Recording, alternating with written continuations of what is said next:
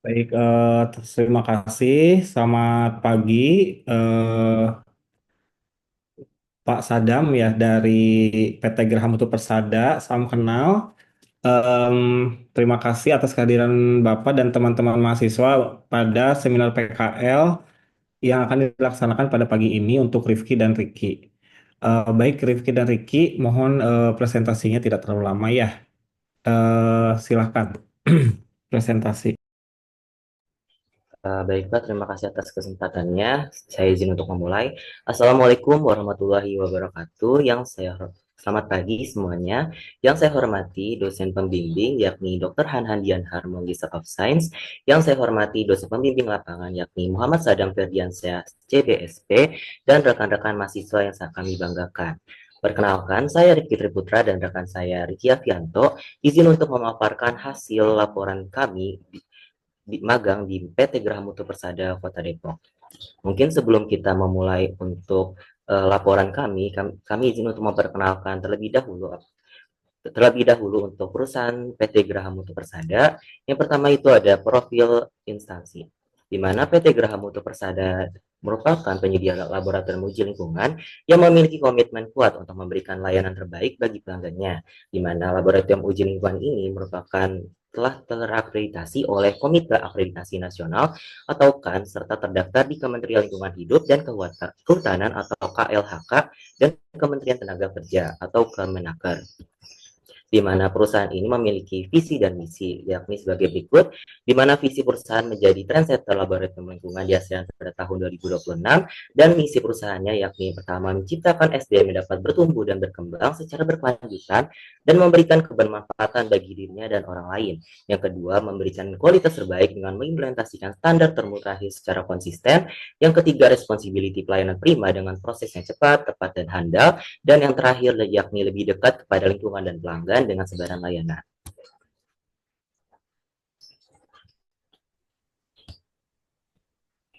Baik, untuk selanjutnya saya izin melanjutkan. Boleh di next.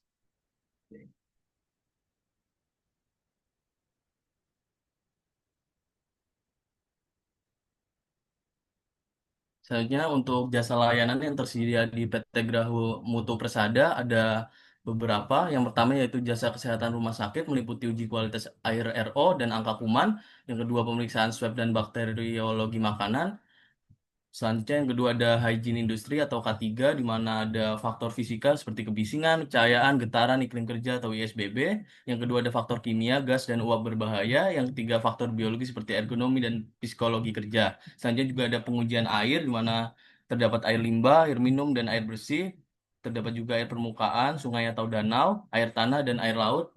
Selanjutnya juga yang ketiga ada pemantauan biota air dan sumur pantau. Yang keempat ada limbah B3 yaitu uji toksisitas atau TCLP untuk limbah padat, sludge, dan tanah. Ada yang terakhir ada pengujian udara yang meliputi udara ambien dan kebisingan lingkungan, serta emisi sumber bergerak dan sumber tak bergerak.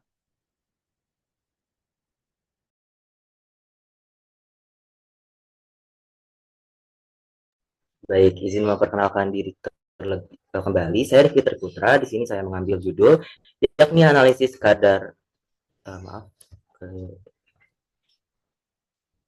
analisis kadar amonia dan nitrit pada instalasi pengolahan air limbah atau IPAL menggunakan metode spektrofotometri UV-Vis dalam penyusunan laporan magang saya, di mana saya mengambil judul ini di latar belakangi yakni peningkatan limbah dan polutan nitrogen, di mana kita ketahui dengan peningkatan industri di Indonesia ataupun di dunia tentunya akan berjalan lurus dengan peningkatan limbah. Limbah yang dihasilkan bisa berupa padatan, cairan maupun gas. Nah, dalam limbah-limbah ini tentunya di dalamnya terdapat senyawa-senyawa kimia yang terkhusus yaitu polutan nitrogen seperti nitrit dan amonia. Nah, kenapa nitrit dan amonia ini difokuskan? Karena nitrit dan amonia merupakan senyawa nitrogen yang kurang stabil ataupun yang sangat reaktif, terkhusus untuk nitrit karena nitrit merupakan zat intermediat di siklus nitrogen, di mana nitrit dan amonia bisa menyebabkan toksisitas terhadap ikan ataupun ekosistem, ataupun untuk nitrit bisa menyebabkan penyakit metemiglobinemia atau baby blue syndrome terhadap bayi.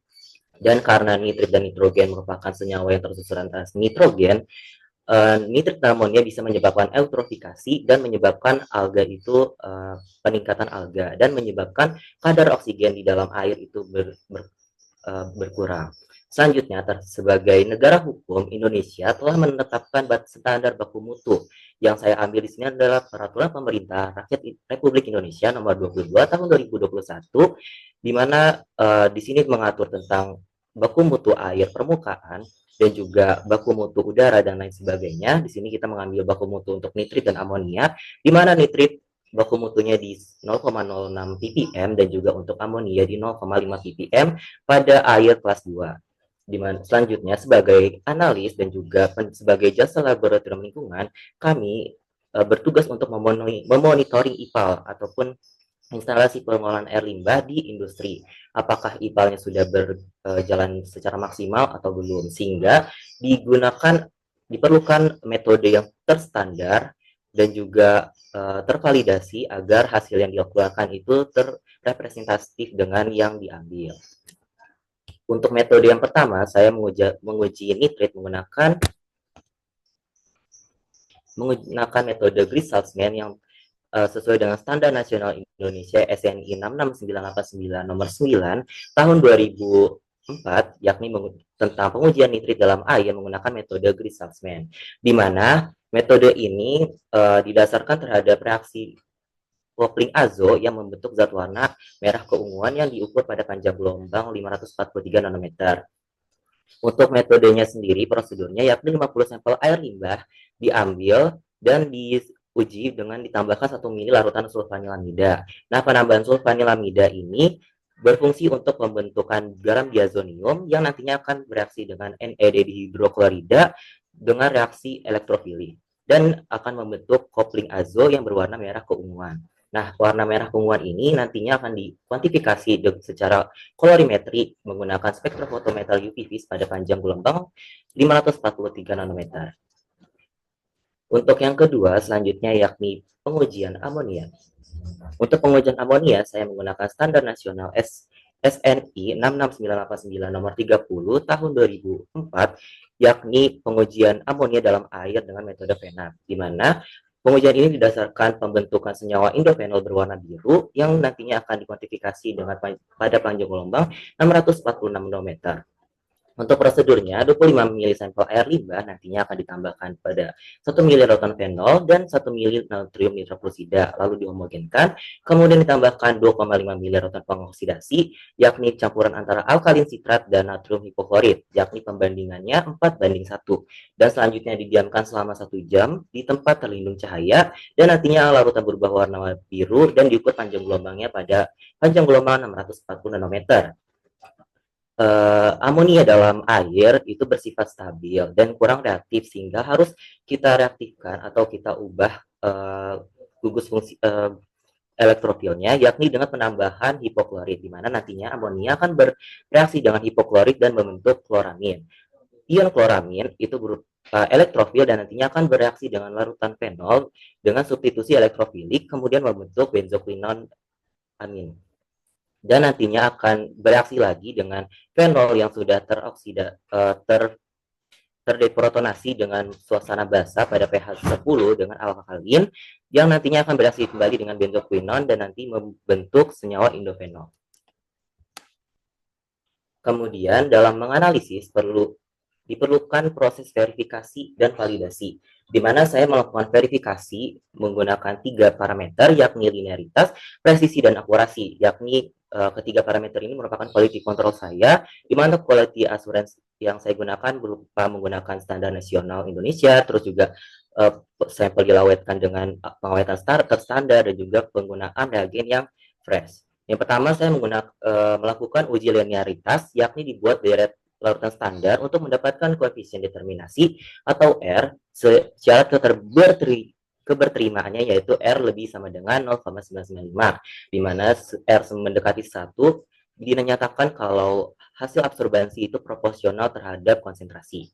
Selanjutnya dilakukan uji presisi, di mana kita melihat apakah pengulangan sampel yang sama itu berpengaruh terhadap hasil yang dilakukan, di mana syaratnya keberterimaannya itu menurut EPA yaitu 20% ke bawah. Untuk uji presisi ini sebenarnya melihat apakah pemipetan saya terus juga pemberlakukan saya dengan si sampel itu benar-benar stabil dan tidak ada perubahan. Selanjutnya untuk pengujian akurasi dilakukan dengan teknik spike. Di uji akurasi ini kita melihat apakah si sampel metode yang saya gunakan itu benar-benar sesuai dengan keadaan sampel sebenarnya atau keadaan konsentrasi sebenarnya, yakni kita menambahkan konsentrasi yang sudah kita ketahui atau larutan standar, yakni kita bisa menghitungnya dengan persen recovery dengan rentang keberterimaannya itu untuk nitrit 90 sampai 110 dan amonia itu 85 sampai 115. Oke, selanjutnya kita ke kurva kalibrasi amonia, yakni pertama saya membuat kurva kalibrasi dengan membuat konsentrasi deret standar amonia, ya ada 5 konsentrasi yaitu 0,0, 0,1, 0,2, 0,3, dan 0,5. Untuk deretnya saya menyesuaikan dengan SNI dan juga syarat keberterimaan dari hukum Lambert-Beer, yakni didapatkan absorbansi sebagai berikut dengan nilai koefisien determinasi sebesar 0,9943 dan koefisien korelasinya itu 0,997 dan memenuhi syarat SNI 6698930 2005 yaitu R lebih dari sama dengan 0,97. Nah, hasil ini dapat menyimpulkan kalau metode yang digunakan itu linearitas antara respon instrumen dengan konsentrasi sebenarnya. Sehingga kalau kita misalnya mengukur 0,1 ppm dan 0,2 itu nanti kelipatannya itu stabil atau konsisten. Selanjutnya untuk kurva kalibrasi nitrit saya menggunakan 7 deret standar yakni 0,0 sampai 0,2 ppm, di mana didapatkan koefisien determinasi sebesar 0,99 dan nilai koefisien relasi yaitu 0,999 dan memenuhi standar SNI 66989 nomor 9 tahun 2004 yaitu R lebih dari sama dengan 0,99. Untuk kesimpulannya kurang lebih sama karena linearitasnya baik mendekati 1 menunjukkan respon instrumen proporsional terhadap konsentrasi. Selanjutnya yakni untuk uji presisi dan akurasi. Di sini untuk uji presisi sendiri saya menggunakan dua kali pengulangan yakni simplo dan duplo, di mana didapatkan persen RPD sebesar 0,074. Karena nilai RPD di bawah 20%, oleh karena itu menunjukkan konsentrasi pengukuran yang tinggi atau pengulangan yang saya lakukan itu stabil gitu, tidak terlalu merubah konsentrasi dari si sampel. Selanjutnya untuk akurasi saya menghitung menggunakan persen recovery, di mana didapatkan persen recovery jika dibandingkan dengan penambahan standar yakni 99,97 untuk spike nitrit dan untuk spike amonianya 98,98% dan masuk ke dalam keberterimaan SNI yakni untuk nitrit 90 sampai 110 dan untuk amonia yakni 85 sampai 115, sehingga dapat disimpulkan kalau metode yang dilakukan itu akurat dan dapat digunakan. Baik, selanjutnya itu hasil analisis amonia. Untuk sampel yang saya gunakan itu saya menggunakan dua sampel, yakni pertama untuk inlet, yakni inlet merupakan air limbah sebelum proses pengolahan air limbah atau sebelum IPAL, sebelum masuk ke dalam proses IPAL. Dan outlet yaitu air limbah setelah melakukan proses IPAL, di mana didapatkan konsentrasi dalam inlet itu 0,69 ppm. Untuk inlet sendiri belum ada baku mutunya, sehingga langsung saja ke outlet. Untuk outlet sendiri konsentrasi yang didapatkan itu 0,71 ppm. Terhadap baku mutu PPRI nomor 22 tahun 2021, kadar outlet amonia itu melebihi baku mutu yakni 0,5 ppm. Hal ini bisa disebabkan oleh proses amonifikasi yang lebih kuat dibanding proses nitrifikasi yang ada di IPAL sendiri. Dan untuk proses efisiensi amonianya sendiri negatif karena adanya kenaikan kadar amonia dalam inlet terhadap outlet. Baik, selanjutnya untuk hasil analisis nitrit. Untuk nitrit sendiri saya menggunakan sampel yang sama, yakni saya menggunakan sampel inlet dan outlet, di mana inlet terdapat 0,69 ppm dan untuk outlet 0,38 ppm. Dan untuk baku mutu nitrit pada PPRI nomor 22 tahun 2021 untuk air permukaan kelas 2 itu sebesar 0,06 ppm sehingga masih di atas baku mutu. Hal ini bisa disebabkan proses nitrifikasi tidak berjalan optimal pada IPA. Namun, terdapat penurunan efisiensi kadar nitrit yang cukup baik, yakni sebesar 45,8% dari 0,69 ke 0,37. Baik, untuk kesimpulannya, metode spektrofotometri UV terbukti valid untuk analisis rutin dengan linearitas tinggi, yakni R kuadrat atau koefisien determinasinya sebesar 0,9094. Presisinya juga handal, yakni untuk nilai RPD atau persen relatif persen dari duplikat itu 0,074 dan akurasinya akurat sebesar 98,9% ke atas. Untuk kedua, pengolahan air limbah menunjukkan hasil beragam, yakni untuk nitrit turun 45,8% dari 0,69 ke 0,37 dan untuk kadar amonia naik sedikit menjadi 0,71 ppm. Dan untuk kadar amonia dan nitrit yang telah diuji pada outlet masih melebihi baku mutu, yakni PPRI 22 tahun 2021 dan sistem IPAL belum optimal dan memerlukan evaluasi operasional lebih lanjut. Baik, untuk presentasi lanjutan boleh dilanjut kepada rekan saya. Baik, terima kasih Rifki. Saya izin melanjutkan. Selamat pagi Bapak Hanan Dianhar dan Bapak Sadam Ferdiansah. Perkenalkan, nama saya Riki Afianto dengan NIM 13076222017. Di sini saya akan memaparkan proyek PKL saya yang berjudul Analisis Kadar Sulfat dan Fosfat pada Air Limbah Rumah Sakit X secara turbidimetri dan spektrofotometri. Pertama-tama saya akan menjelaskan terlebih dahulu terkait dengan latar belakang proyek yang saya lakukan. Di mana yang pertama yaitu aktivitas rumah sakit menghasilkan air limbah. Seperti yang kita ketahui, rumah sakit merupakan fasilitas pelayanan kesehatan yang dalam operasionalnya menghasilkan air limbah dalam jumlah yang cukup besar setiap hari. Nah, air limbah ini tuh berasal dari berbagai aktivitas seperti pelayanan medis, laboratorium, farmasi, laundry, dapur, dan sanitasi. Nah, apabila tidak dikelola dengan baik, air limbah rumah sakit dapat mengandung zat kimia, senyawa organik dan organik, serta mikroorganisme patogen yang berpotensi mencemari lingkungan.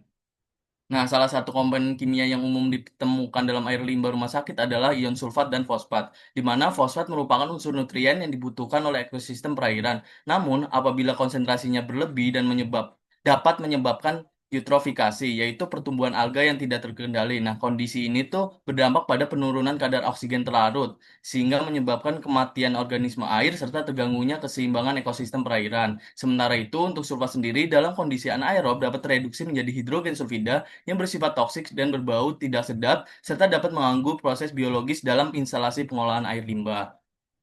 Selain berdampak pada lingkungan, keberadaan sulfat dan fosfat juga menjadi perhatian dari sisi regulasi, di mana berdasarkan Peraturan Pemerintah Republik Indonesia Nomor 22 Tahun 2021, kadar fosfat maksimum yang diperbolehkan dalam air limbah adalah 0,2 mg per liter, sedangkan kadar sulfat tidak boleh melebihi 400 mg per liter, di mana baku mutu ini digunakan sebagai acuan dalam pengawasan dan evaluasi kerja instalasi pengolahan air limbah rumah sakit. Oleh karena itu, diperlukan monitoring IPAL sebelum dibuang ke badan air, di mana pada penelitian ini analisis sulfat dilakukan menggunakan metode turbidimetri mengacu pada SNI 6989 nomor 20 tahun 2019, sedangkan untuk analisis fosfatnya dilakukan dengan metode spektrofotometri sesuai SNI 6989 nomor 31 tahun 2021, di mana hasil pengujian ini diharapkan dapat digunakan untuk mengevaluasi efektivitas IPA rumah sakit serta memastikan bahwa air limbah yang dibuang telah memenuhi baku mutu lingkungan yang berlaku. Boleh di next?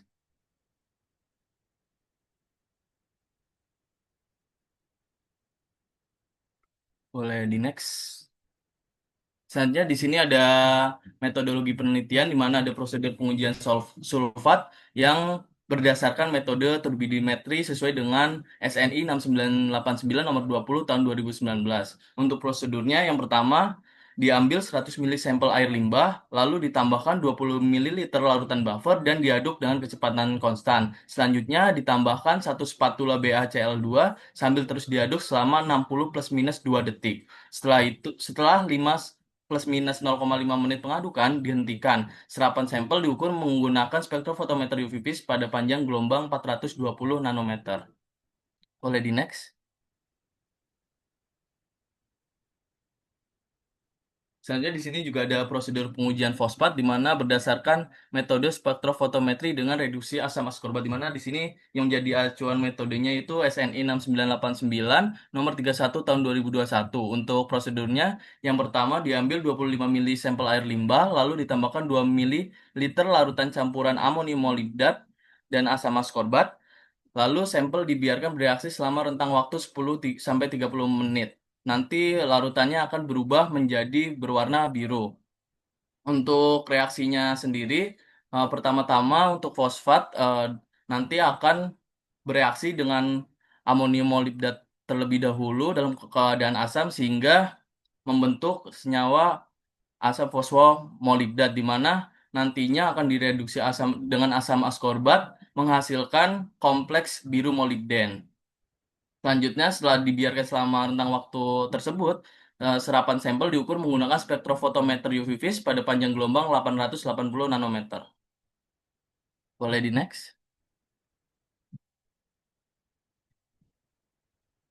Selanjutnya di sini ada prosedur penjaminan mutu di mana terdapat 3 prosedur di mana yaitu ada linearitas, presisi, dan akurasi. Untuk linearitas sendiri dibuat dari deret larutan standar untuk mendapatkan koefisien korelasi atau R, di mana syarat keberterimaan R lebih besar sama dengan 0,995.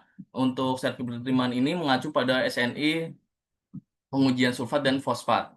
Selanjutnya untuk presisi sendiri dilakukan dengan analisis Duflo yang dihitung nilai relatif persen difference-nya atau RPD-nya dengan syarat untuk sulfat sendiri kurang dari sama dengan 10%, untuk fosfat sendiri kurang dari 5%. Selanjutnya juga dilakukan pengukuran akurasi di mana dilakukan dengan teknik spike di mana penambahan standar ke dalam sampel. Yang selanjutnya dihitung persen recovery-nya dengan rentang keberterimaan untuk sulfat sendiri 90% sampai 110%, untuk fosfat sendiri 85% sampai 115%. Boleh di next. Selanjutnya di sini ada hasil dan pembahasan. Yang pertama saya akan membahas terkait dengan linearitas pengujian sulfat. Di mana untuk larutan deret standar yang saya gunakan yaitu ada 4 dengan rentang konsentrasi dari 0 sampai 50 mg per liter dengan hasil absorbansi sebagai berikut. Dapat dilihat bahwa semakin tinggi konsentrasi dari sulfat, maka semakin tinggi pula nilai absorbansinya. Lalu untuk hasil absorbansinya ini diplot pada kurva kalibrasi dan didapatkan koefisien determinasi atau R kuadrat sebesar 0,9957.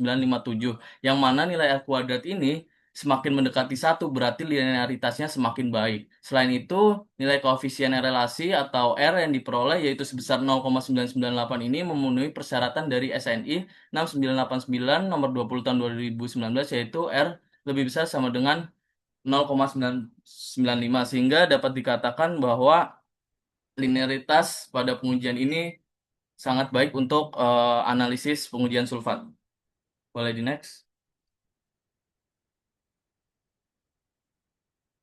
Selanjutnya di sini saya akan membahas terkait dengan linearitas pengujian fosfat untuk deret larutan standar yang digunakan 5 deret larutan standar dari konsentrasi 0 sampai 1,5 mg per liter dengan hasil absorbansi sebagai berikut, di mana sama seperti sulfat, semakin tinggi konsentrasi dari fosfatnya, maka semakin tinggi juga nilai absorbansinya. Lalu diplot juga ke kurva kalibrasi dan didapatkan R kuadratnya sebesar 0,9976 di mana sama seperti linearitas sulfat, nilai R kuadrat semakin mendekati 1 berarti linearitasnya semakin baik. Selain itu juga nilai koefisien korelasi atau R yang diperoleh yaitu sebesar 0,999 memenuhi persyaratan dari SNI 6989 nomor 31 tahun 2021 yaitu R lebih besar sama dengan 0,995. Boleh di next. Baik, selanjutnya di sini juga ada hasil analisis sulfat pada sampel air limbah. Untuk sampelnya sendiri diambil dari outlet dan inlet instalasi pengolahan air limbah di salah satu rumah sakit dengan kode sampel 376 dan 377, di mana pada inlet sendiri untuk konsentrasi sampel yang didapat yaitu sebesar 26,7914 mg per liter, sedangkan untuk outletnya itu 17,7986 mg per liter, di mana berdasarkan tabel berikut, terlihat perbedaan nilai yang menunjukkan adanya penurunan konsentrasi sulfat setelah proses pengolahan air limbah. Sehingga hasil analisis menunjukkan bahwa kadar sulfat pada efluen IPAL berada jauh di bawah baku mutu air limbah yang ditetapkan dalam PPRI nomor 22 tahun 2021, di mana baku mutunya itu sebesar 400 mg per liter. Dengan demikian, air hasil olahan yang dapat dinyatakan layak untuk dilepaskan ke badan air penerima tanpa menimbulkan resiko pencemaran yang signifikan. Boleh di next. Selanjutnya di sini ada hasil analisis fosfat pada sampel air limbah sama seperti untuk sulfat. Untuk sampelnya diambil dari outlet dan inlet salah satu rumah sakit yang sama, di mana untuk konsentrasi dari inletnya sendiri sebesar 6,8255 mg per liter, untuk outletnya sendiri sebesar 3,7797 mg per liter. Di mana pada tabel tersebut terlihat perbedaan nilai yang menunjukkan adanya penurunan konsentrasi fosfat setelah proses pengolahan air limbah. Sehingga hasil analisis menunjukkan bahwa kadar fosfat pada efluen IPAL berada jauh di atas baku mutu air limbah yang ditetapkan dalam PPRI nomor 22 tahun 2021. Jadi walaupun di sini untuk konsentrasi di inlet dan outletnya menurun, tapi masih belum sesuai dengan baku mutu yang ada, karena baku mutu yang ada cukup kecil sebesar 0,2 mg per liter, sehingga perlu dilakukan peningkatan efisiensi baik melalui pendekatan kimia, biologis maupun pengaturan operasional sistem IPAL agar efluen yang dihasilkan memenuhi baku mutu sesuai dengan ketentuan yang berlaku. Boleh di next.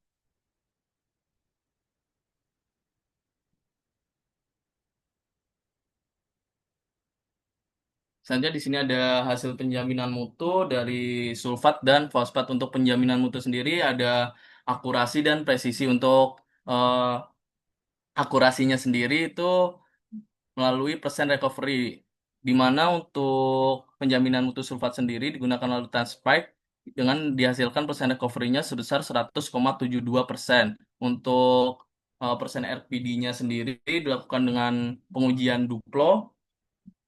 Untuk persen RPD-nya dihasilkan 0,8047. Selanjutnya untuk fosfat sendiri, untuk persen recovery-nya yang didapatkan yaitu 85,77%, untuk persen RPD-nya sebesar 0,1296%. Di mana dari hasil kedua tabel tersebut kita cocokkan dengan syarat keberterimaan yang terdapat di SNI masing-masing pengujian, di mana untuk syarat keberterimaan persen RPD sulfat sendiri kurang dari 10%. Sedangkan untuk range keberterimaan recovery-nya itu sebesar 90 sampai 110%. Untuk syarat keberterimaan RPD fosfatnya sendiri kurang dari sama dengan 5%. Untuk keberterimaan recovery-nya sebesar 85 sampai 115%. Sehingga dapat dilihat bahwa hasil penjaminan mutu ini melalui nilai recovery dan RPD untuk dua parameter telah memenuhi kriteria SNI, sehingga dapat disimpulkan bahwa analisis ini valid dan data yang dihasilkan juga bisa dipertanggungjawabkan. Boleh di next. Selanjutnya ada kesimpulannya, di mana yang pertama berdasarkan hasil analisis laboratorium, konsentrasi sulfat pada air limbah rumah sakit sebesar 26,7114 mg per liter di inlet dan menurun menjadi 17,7986 mg per liter di outlet. Sedangkan untuk konsentrasi fosfat tercatat 6,8255 mg per liter di inlet dan 3,7797 mg per liter di outlet. Nilai recovery dan RPD memenuhi kriteria SNI sehingga metode analisis dinyatakan akurat dan presisi. Yang kedua, konsentrasi sulfat di outlet memenuhi baku mutu efluen PPRI nomor 22 tahun 2021, yaitu lebih kurang dari sama dengan 400 mg per liter, yang menunjukkan proses pengolahan efektif dalam menurunkan sulfat. Namun untuk konsentrasi fosfat di outlet sendiri yaitu dihasilkan 3,7797 mg per liter masih jauh di atas batas regulasi, yaitu kurang dari sama dengan 0,2 mg per liter, sehingga diperlukan peningkatan proses pengolahan untuk mencapai kadar yang aman bagi lingkungan.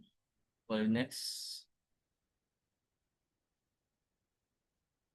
Mungkin cukup sekian presentasi dari kami. Kurang lebihnya mohon maaf. Saya kembalikan lagi ke Pak Hana. Baik, terima kasih Ricky dan Rifki. Selanjutnya saya persilakan kepada teman-teman mahasiswa untuk bertanya.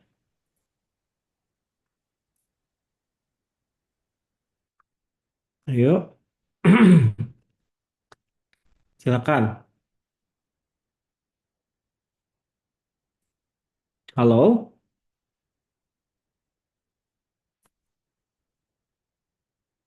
oke dia Ayu silakan. dinyalakan kameranya ya. Ayo, halo. Maaf Pak, kameranya lagi nggak bisa aku sambil record. Oke, silakan. Baik, terima kasih sebelumnya atas presentasinya kepada Rifki dan Riki. Saya izin bertanya untuk Riki. Tadi sempat dijelaskan bahwa analisis sulfatnya itu menggunakan metode siturbidimetri. Walaupun kuantifikasinya itu tetap menggunakan si spektrofotometer UV vis. Nah, secara kimia sendiri itu kan analisis sulfat itu tidak menghasilkan warna, tapi kenapa tetap menggunakan spektrofotometer UV vis? Ini itu aja, terima kasih.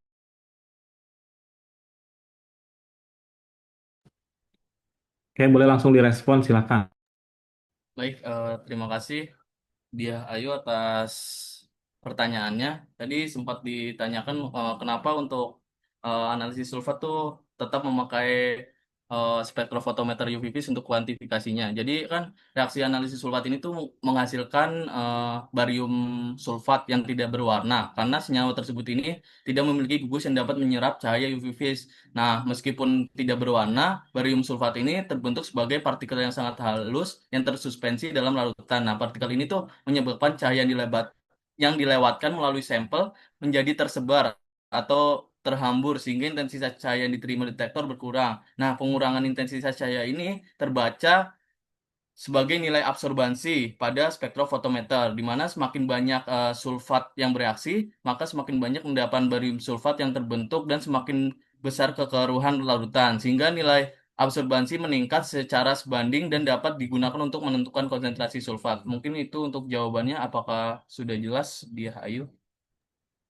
Sudah terjawab, terima kasih banyak. Oke, selanjutnya Amarisa, silakan. Putri, sorry, Putri, silakan.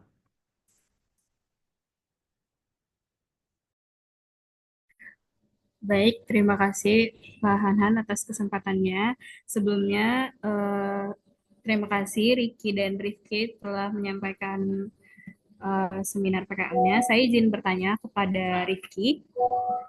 Tadi kan Rifki analis parameter nitrit dan amonia di air limbah ya. Nah, kira-kira kenapa sih air limbah itu air limbahnya bisa ada parameter itu? Terus bukannya amonia itu gas yang mudah menguap. Nah, bagaimana Rifki bisa menjaga kesesuaian data dengan lapangan? Sekian pertanyaan saya. Baik, apakah boleh langsung dijawab, Pak? Silakan. Oke, terima kasih atas pertanyaannya Putri. Mungkin untuk pertanyaan pertama, di mana amonia itu bisa hadir di air limbah dan nitrit juga bisa hadir di air limbah. Nah, amonia sendiri mungkin kita biasanya menemui amonia itu di pupuk ataupun air urin gitu ya. Nah, air limbah yang kita lihat, yang kita ambil itu kita harus lihat dulu karakterisasinya. Apakah air limbah ini diambil dari industri ataupun rumah sakit. Nah, kalau misalnya kita ambil dari industri, amonia bisa hadir karena proses industri. Misalnya industri pupuk, berarti amonianya bisa hadir karena dehidrolisis dari pupuk tersebut. Kalau misalnya kita ambil dari rumah sakit ataupun perumahan, itu mungkin kemungkinan besar amonia itu hadir karena proses amonifikasi atau proses amonifikasi dari protein. Protein itu dari mana? Protein itu hadir dari proses sekresi kita, seperti tinja ataupun urin kita. Nah, kalau untuk nitrit sendiri, nitrit ini merupakan proses intermediate. Jadi kalau misalnya air limbah yang fresh baru kita ambil di inlet ataupun baru banget kita ambil gitu ya. Nah, kadar nitritnya itu sebenarnya seharusnya tidak ada karena air limbah itu tidak menghasilkan nitrit kecuali misalnya kita ngambilnya di industri yang benar-benar menggunakan nitrit sebagai pengawet gitu ya. Nah, nitrit ini hadir dari mana? Nitrit ini hadir karena proses siklus nitrogen, di mana si amonia itu nantinya akan dioksidasi dengan proses oksidasi di IPAL nantinya, dan nantinya akan diubah menjadi nitrit. Nah, nitrit ini keadaannya tidak stabil gitu. Jadi ketika si nitrit itu hadir, harusnya dia langsung ke proses selanjutnya, yaitu nitrifikasi lanjutan, yaitu oksidasi menjadi nitrat, seperti itu. Nah, untuk pertanyaan selanjutnya, yakni amonia itu kan gas yang mudah menguap ya.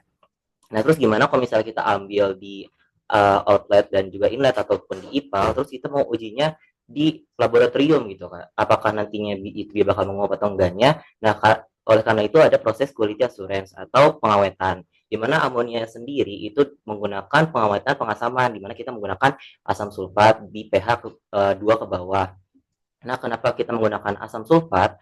Karena nantinya si amonia itu akan bereaksi nih dengan si asam sulfat dan membentuk garam amonium sulfat yang lebih stabil dan tidak menguap. Nah, untuk nitrit sendiri itu kita tidak boleh mengasamkan nitrit karena nantinya dia akan berubah menjadi asam nitrit dan produk sampingan itu berupa gas nitrogen monoksida sehingga nantinya merubah konsentrasi. Jadi kalau untuk nitrit sendiri pengawetannya hanya berupa kita dinginkan saja dengan cool box di bawah 4 derajat Celcius. Untuk jawabannya apakah cukup dan jelas, Putri? Sudah, terima kasih Rifki. Sama-sama. Ya, silakan selanjutnya Marisa, boleh. Baiklah, apakah suara saya terdengar? Ya, sudah terdengar. Baik, perkenalkan nama saya Marisa Rafifa dari kelas Kimia B 2022. Saya izin bertanya kepada Rifki. Tadi kan Rifki melakukan pengujian mengenai nitrat sama amonia ya. Nah, saya izin bertanya, kenapa pada hasil yang ditampilin tadi itu amonianya itu tetap tinggi sedangkan nitritnya itu menurun? Padahal kan dalam siklus nitrogen amonia akan dioksidasi jadi nitrit. Apakah sudah jelas Rifki pertanyaannya? Sudah jelas sama Risa. Mungkin saya izin langsung jawab dan mungkin saya izin untuk share screen sebentar.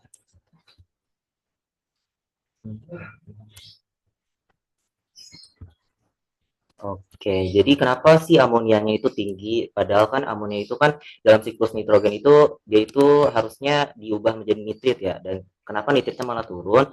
Nah, itu bisa kita tinjau kembali dan evaluasi kembali IPAL yang kita gunakan. Dan untuk proses IPAL sendiri itu dibagi jadi beberapa bagian. Dan proses amonifikasi itu paling maksimal di anaerob tank, dimana kenapa kita harus anaerob? Jadi si amonia itu kalau misalnya bereaksi atau amonia itu kan dibentuk dari proses hidrolisis protein ataupun proses ya hidrolisis protein ataupun amonifikasi oleh bakteri. Nah, kalau misalnya kita di dalam keadaan yang oksigen gitu, nantinya si amonia itu otomatis langsung ke nitrit gitu. Nah, kenapa sih amonianya itu bakal di hasil malah naik gitu ya?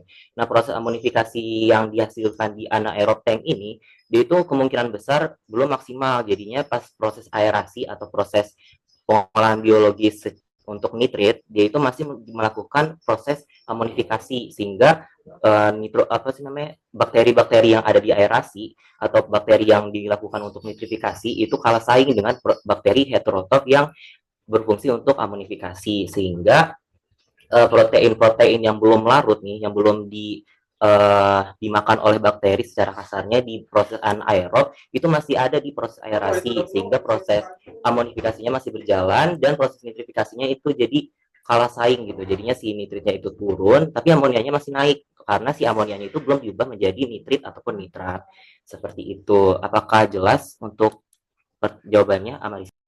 Sudah jelas, terima kasih Rifki.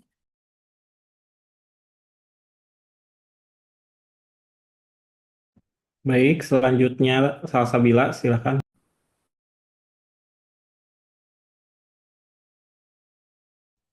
Baik, baik, terima kasih waktunya Pak Hanhan. Saya izin bertanya terima kasih atas kesempatannya. Saya izin bertanya kepada Kak Riki. Tadi itu kalau di prosedur itu ada penambahan larutan buffer gitu. Kalau pertanyaannya itu apa pengaruhnya pengujian itu terhadap penambahan larutan buffer gitu? Apakah harus dalam keadaan pH yang basah atau gimana Kak?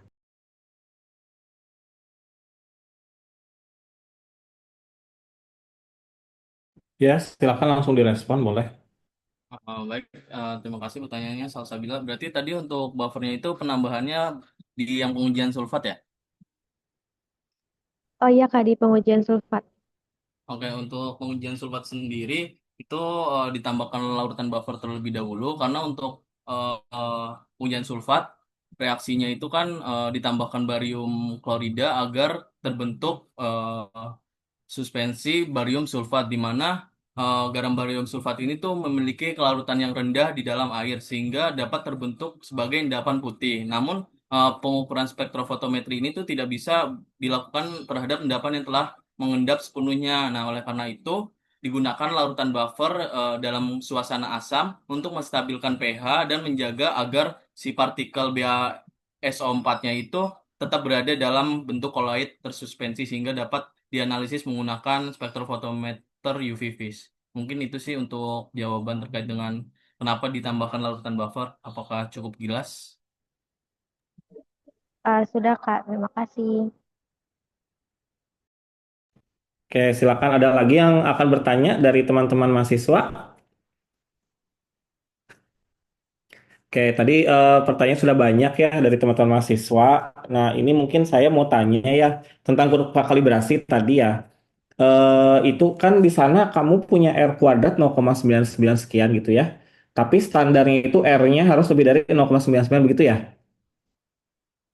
Nah, itu Ya, Pak. berarti kan harus dicek Betul. juga tuh R-nya itu betul tidak segitu, 0,99. Karena yang kita punya kan R kuadrat. Eh, izin jawab Pak. Untuk Ya, yang saya udah ada R-nya sih Pak, udah dihitung R-nya juga. Nggak hanya R kuadratnya aja. Kan tinggal diakar dari R kuadratnya untuk koefisien korelasinya. ya, karena kan yang menunjukkan korelasi kan R kuadrat ya, bukan R ya. Oke. Nah, kemudian tadi kalau Rifki itu sampelnya apa tadi? Air limbah, Pak. Rumah sakit juga atau beda? Kalau untuk sampelnya saya kurang tahu apakah di rumah sakit ataupun tidak. Oke, air limbah gitu ya. Iya, Pak. Oke. Nah, kemudian tadi kan ada keterangan valid ya. Valid itu dalam tadi apa dalam spektrofotometrinya ya hasil itu valid gitu. Nah, valid-valid ini tuh berdasarkan apa ya? Apakah berdasarkan apa standar tertentu gitu atau ada pembanding? Baik, Pak. Saya izin menjawab. Tentunya kalau untuk kita mengatakan valid dan tidaknya harus ada uji kembali ya, Pak.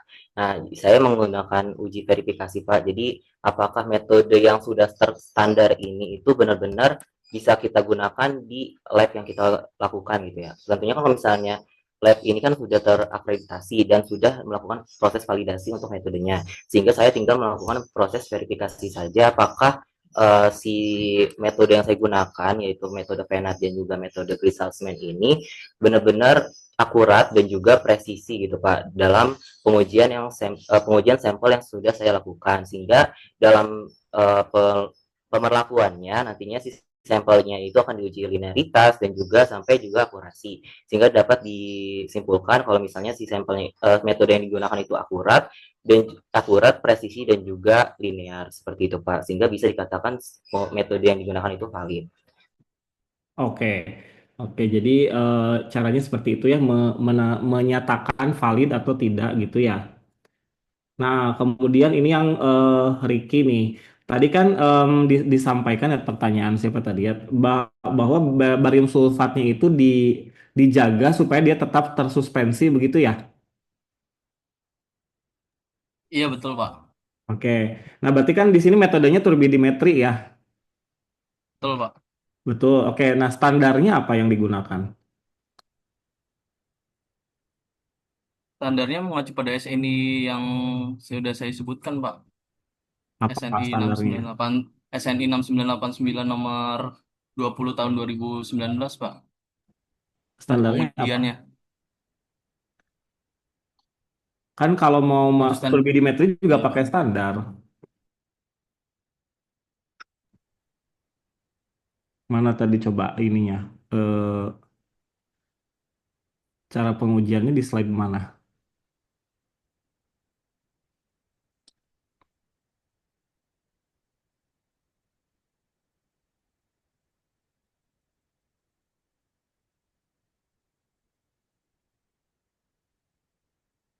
Hmm. Nah, ini kan kurva kali waktu membuat kurva kalibrasi itu yang digunakan tuh larutan apa gitu. Pembuatan standarnya bagaimana coba, Rif? Oh, untuk larutan standarnya saya juga mengacu pada ini sih Pak, yang SNI kan ada dalam rentang berapa gitu Pak. Jadi saya mengacu Berarti pada itu Pak sama untuk pakai pembuatan dari BACL2 larutan atau standar. apa Betul Pak, natrium untuk sulfat prosedur gitu betul Pak, atau gimana? prosedurnya sama. Ditambahin larutan buffer juga dan ditambahkan barium BaCl2 berarti. ya BCl2. Betul. Terus sulfatnya dari apa waktu buat natrium Kenapa Pak? sulfat atau apa? Sebenarnya Atau ya Pak asam sulfat? untuk limbah rumah sakit itu kan biasanya dari Bukan proses standar, ini. larutan standar, Iki. Oh, untuk larutan standarnya ya Pak. Iya, Iya Pak, natrium sulfat Pak. natrium Bentar. sulfat ya, oke. Terus kalau fosfat itu gimana? Sama. Iya Pak, sama untuk prosedurnya juga sama Pak, pembuatan larutan standarnya, Berarti terus juga turbidimetri pembuatan juga profil fosfat. kalibrasinya. Untuk fosfat pakai spektrofotometri Pak, pakai reduksi asam askorbat. Oh, oke. Jadi dia spektrofotometri kalau ini turbidimetri. Turbidimetri Pak. Atau mungkin ada teman-teman yang masih belum pernah dengar turbidimetri itu bagaimana? Coba bisa dijelaskan tidak? Jadi untuk turbidimetri itu berdasarkan kekeruhan dari larutannya Pak. Jadi semakin keruh larutannya, maka semakin tinggi kadar sulfatnya. Karena kan yang dijadikan reaksi di sini kan barium kloridanya bereaksi dengan Hmm. sulfat akan menghasilkan barium sulfat sehingga nanti barium sulfat ini yang menyebabkan kekeruhan. Maka jika semakin keruh larutannya, maka semakin tinggi nilai absorbansinya dan kadar yang dihasilkan. Gitu sih Oke, Pak. baik. Oke, selamat ya Rifki dan Riki. Selanjutnya saya persilakan kepada Pak Sadam untuk menyampaikan komentar ataupun saran masukan, silakan Pak. Baik, Assalamualaikum warahmatullahi wabarakatuh. Terima kasih banyak Pak Han atas kesempatannya dan selamat ya sekali lagi untuk Rifki dan Riki sudah menyelesaikan seminar PKL-nya. Oke, kalau dari saya sih gak banyak, paling untuk saran mungkin kalau ada penelitian selanjutnya ya kalau bisa untuk Rifki maupun untuk Riki nanti kalau bisa karena ini juga berhubungan sama kimia ya. Nah, datanya itu kalau bisa mungkin bisa dapat 30 data, kemudian dilakukan uji T atau uji F seperti itu supaya bisa terlihat kalau misalkan memang tadi ngomongin kayak punyanya Rifki ya, amonia dengan nitrit itu kan harusnya tadi kan dari pertanyaan juga ada pengaruh ya, amonia yang bereaksi jadi nitrit seperti itu. Nah, bener gak kalau misalnya kita uji dengan satu sampel yang sama ternyata amonianya itu mempengaruhi konsentrasi nitrit seperti itu Mas Rifki ya. Kemudian kalau misalnya untuk pesan-pesannya Mas Rifki dan Riki, untuk pesannya ya Mas Rifki dan Riki ini cukup baik dalam belajar, fast learner lah. Saya bilang bisa fast learner dan memberikan warna buat perusahaan seperti itu. Jadi mungkin dari yang kita menonton, kedatangan Rifki dan Riki ini memberikan warna gitu Pak Han, nggak membosankan gitu karena Rifki dan Riki ini cukup supel anaknya bisa berbaur sama teman-teman yang ada di perusahaan kayak gitu terutama Rifki mungkin ya Rifki cukup sering banyak main sama teman-teman di kantor bahkan di luar pekerjaan pun ya Sabtu Minggu kalau Rifki sering bareng sama anak-anak gitu Pak Han. Mungkin itu aja kalau untuk pesannya semangat terus ini masih awal nanti masih ada skripsi harapannya bisa selesai tepat waktu juga seperti itu mungkin itu aja Pak Hanan kalau dari saya terima Baik, kasih. terima kasih Pak Sadam atas komentar yang disampaikan dan juga tadi ya apa namanya kesan pesan sekaligus juga sudah disampaikan dan saya mewakili program studi kimia FMIPA UNJ mengucapkan terima kasih atas perkenan dari PT Graha Mutu Persada, Pak Sadam dan tim gitu ya yang sudah membimbing mahasiswa kami Rifki dan Riki untuk PKL di kantor Bapak begitu ya. Mudah-mudahan nanti kalau ada Rifki dan Riki yang berikutnya boleh ya Pak. Boleh boleh Pak Boleh mangga. nanti ya nanti mudah-mudahan ada lagi karena memang rencananya kami eh, akan membuka program PKL lagi di awal tahun ini gitu. Kebetulan apa namanya ada peningkatan jumlah mahasiswa memang gitu. Jadi kami akan ada 2 term gitu ya untuk PKL gitu. Mudah-mudahan nanti bisa ada yang ke tempat Pak Sadam lagi begitu ya. Dan kami juga mohon maaf kalau ada hal-hal yang kurang berkenan dari kami ataupun dari Rifki dan Riki selama melaksanakan PKL. Mudah-mudahan nanti bisa diperbaiki di angkatan berikutnya begitu ya. Iya, Pak. Baik, terima kasih sekali lagi Pak Sadam atas kehadiran Bapak pada siang pagi hari ini. Mungkin akan melanjutkan aktivitas. Mohon izin saya akan tutup seminar PKL pagi ini. Billahi taufiq wal hidayah. Wassalamualaikum warahmatullahi wabarakatuh. Waalaikumsalam warahmatullahi Waalaikumsalam wabarakatuh. warahmatullahi Pak wabarakatuh. Hanan. Terima kasih Pak Hanan, Pak Sadam. Saya izin pamit Bapak Ibu.